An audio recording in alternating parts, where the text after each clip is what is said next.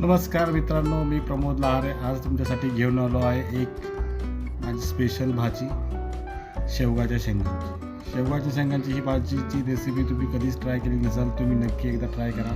सगळ्यात पहिले आपण या शेंगा भाजून घेतलेल्या आहेत आणि या भाजून झाल्यानंतर आपण त्यामधील गर अशा पद्धतीने काढून घेतलेला आहे. गर काढता काढता आपण इतर ही तयारी केलेली आहे. बारीक चिरलेला कांदा, ठेचलेला लसूण, बारीक चिरलेली कोथिंबीर यांची सांगड घातलेली आहे.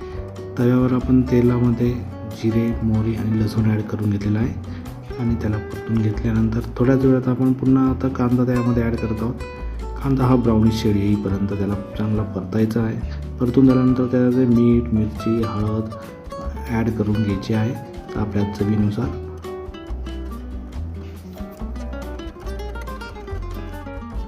शेवगाच्या शेंगांचा हा गर ॲड करून घेत आहोत आणि त्याला परतून घेऊयात आणि त्यानंतर आपण परतल्यानंतर कोथिंबीर ॲड करून घेऊया आणि अशा प्रकारे आपली ही फायनली भाजी तयार झालेली आहे.